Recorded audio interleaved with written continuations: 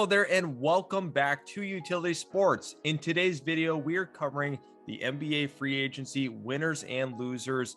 And there's a lot going on with the NBA offseason. This is the conclusion of the third day of free agency. So what does it exactly mean by definition to be a winner or loser? For the winner side of things, teams that made good moves and also players that received good paydays. A loser here, teams that made not so good moves in our opinions, and also players that really didn't get the bag or got underpaid during the free agency period. So we're going to kind of jump in here to the winner category. Yusef Nurkic is a big time winner, obviously getting a lot of money from Portland. Sheldon, kind of break down why he's a true winner here. Right, he got a 4-year, $70 million contract, which is very rich annually. That puts him in a very high category for centers, and I do agree that currently right now Nurkic is probably right around that category of some of the better centers in the league. But remember last year, everyone was freaking out about Jarrett Allen getting the bag when he got it on what became a $100 million extension. Well, Nurkic annually is not far off from what Jarrett Allen is getting, and I think Allen provides a lot more in terms of his rim protection. He's younger, more athletic, and I think the duration of that contract is probably going to age a little bit better than Nurkic's here. Now, I know the MO in Portland right now is to retain their players. I'm not saying that Portland lost here. I just definitely think that Nurkic himself is a winner.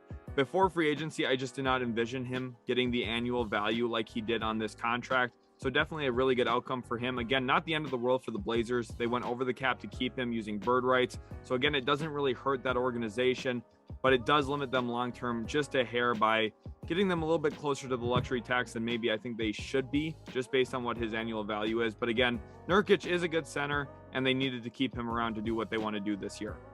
Yeah, kind of a winning scenario for both sides here. Portland felt like they had to keep the in-house talent, and Nurkic absolutely got the bag. So now we're going to go ahead and jump to winner number 2, and you have a whole team here, the Philadelphia 76ers. And this really goes back to Daryl Morey's history with the Houston Rockets. Tell me why these two signings are very good in terms of their contract value and why this fits for the team. Yeah, there was a lot of questions for Philadelphia going into this offseason. They had a lot of work ahead of them, and I actually really predicted this for Philadelphia. I had a video come out with 198 free agents, talking about it over a week before free agency started, and I said book PJ Tucker there on a 3-year deal. That ultimately happened, and that fits a lot of what they needed. They need another floor spacer. Yes, PJ Tucker's not one of the best shooters in the world in terms of his actual capability as a shooter, but what he is one of the best corner shooters in the world, and that's really valuable. Philadelphia needed an anchor in the offensive corner. They got one here. And I also think defensively, they needed a guy who's going to be up for the challenge and is going to really fit some of the switch heavy scheme that they run, but also gives them some other options when when Embiid is off the floor. And then Daniil House on the biannual exception. I loved that for them. I thought he could potentially get the minimum, which I would have loved even more, but getting him on the biannual exception is well worth it. Again, they could go over the cap for that. And another big win here, not pictured on the screen, but James Harden opting out of the contract that he was on to open up some money in terms of the luxury tax here for them to go out and make some of these moves. Without him opting out, they would not have had the flexibility to go do this. James Harden, by opting out, was making a win now move for the 76ers. And also Trevelin Queen, another player on here who's not pictured. And another example here of Daryl Morey turning the Sixers team into the Philadelphia Rockets. He was part of the Rockets G League team this past year, won G League MVP, and I had actually, pictured him as a player who could break out in the next coming season or two. And I think in Philadelphia, he's poised there. I also really like the DeAnthony Melton trade that they made on draft night. I think that they're in a really good position overall with all of their moves, but free agency really capped everything off for me there in Philly. Philadelphia did very, very well. And moving forward once again here, taking a look at the small guards, and small guards across the board, definitely big winners. Now, obviously, Anthony Simons got a very large contract to stay with Portland. And on the flip side, Jalen Brunson opts to leave Dallas, a place where he had a lot of success this past season, and, goes to the New York Knicks. This is a really good opportunity for him to, maybe get a little bit more of the, offensive share. Obviously going to be playing in another big market going from Dallas to New York. So a lot to like about what these two were able to get in terms of, contract value. Sheldon, between these two guys, who do you think got overpaid more? That's very close, honestly. Simon's a little bit younger, and you know, the physical upside is there because he's a little bit more athletic and he's a few inches taller than Jalen Brunson, but he'll be playing the shooting guard position most explicitly in their starting lineup for Portland this season at only 6'3", and then of course Jalen Brunson barely clears the 6-foot mark. So smaller guards went out and got paid. I think they're both slightly overpaid. I really do believe that. Simons, for me, I would have been willing to give him 4 years 80. And based on what we've seen from Brunson, who's a little bit more proven than Simons in terms of performance while winning, I would have been willing to give Brunson around 4 years 88. We saw both of these players clear $100 million. $200 million of contracts went out to these two players. It's a lot of money to commit. But again, Portland doesn't really hurt them. The Knicks were way more aggressive in their pursuit because, again, they had to pull him in using cap space since he was a free agent, and they had no interest in having to involve Dallas in a sign-and trade. So they had to make some moves. They get off Nerlens Noel, get off Alec Burks, traded out of all their first-round picks this year. And to me, that was a little questionable. But overall, I think the big winner here, again, is small guards. They got paid this time around. It's funny, in the draft, I talked about Ty Washington in his fall being a potential sign that maybe small guards are still getting hurt in this league. But then in free agency here, we saw two of the better small guards in the entire league get paid really, really well. Yeah, it's very, very tough to gauge the overall value of small guards. And once again, we're going to be jumping ahead here. And finally, the CBA in general. Now, we talked a little bit, off camera here on the ability to retain some of these superstars. Zach LaVine stays in Chicago. Bradley Beal stays in Washington. And this is a true testament on how the CBA is currently constructed.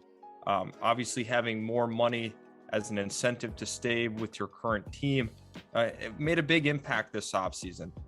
Very possibly both of these guys could have taken off, but they opt to stay due to that current construction. Yeah, Austin, I loved when you pitched this idea, talking about, the CBA and the teams retaining their best players. We saw that here now. Chicago gets to keep their best guy.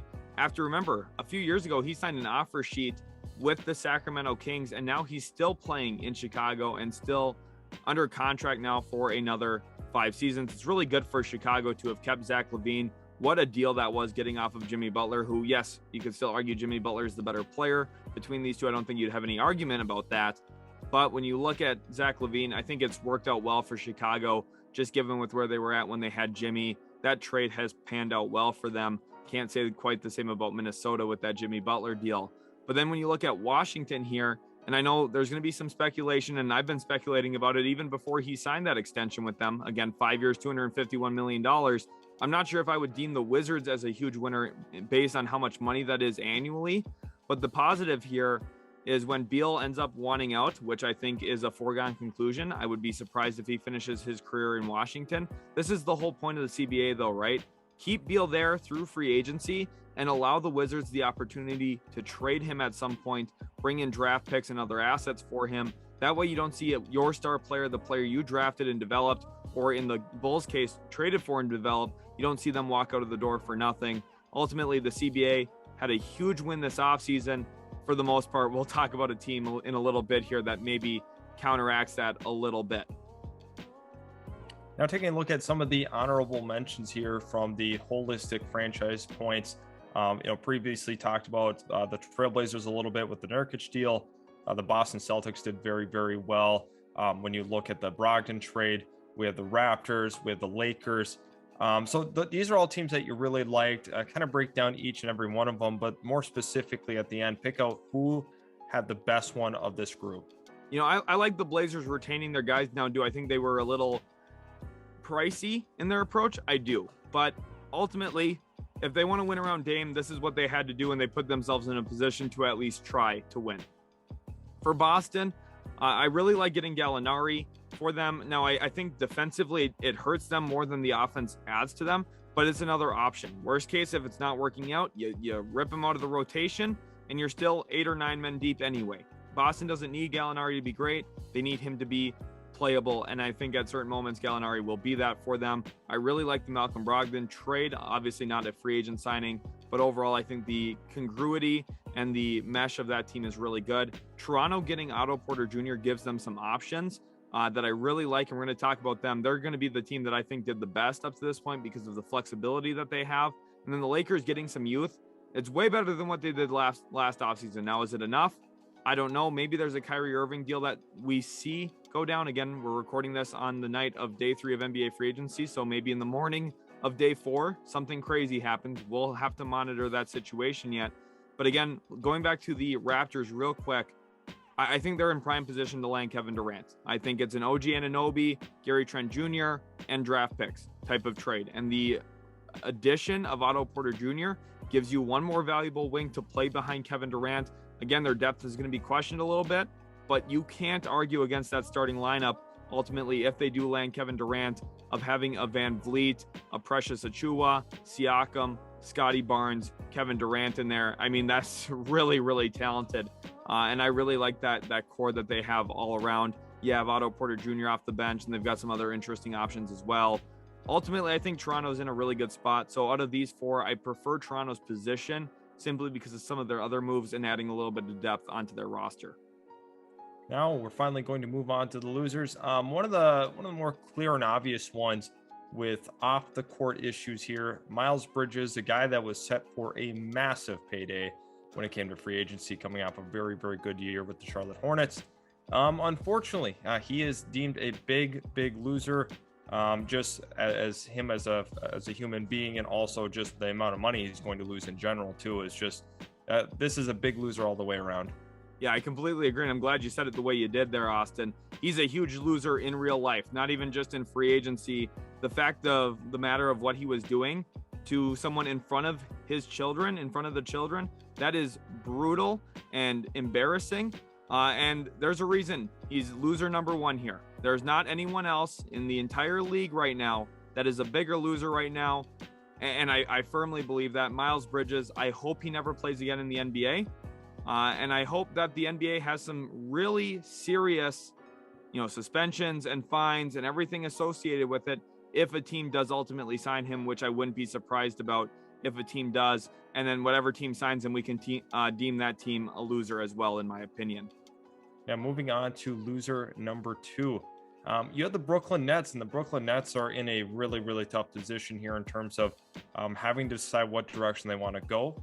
They're going to probably have quite a few assets coming through the door with the trades they're going to have to make. But overall, I think you're kind of looking at an overarching idea, multiple years where they didn't do anything with their dynamic duo that they had signed a couple of seasons ago.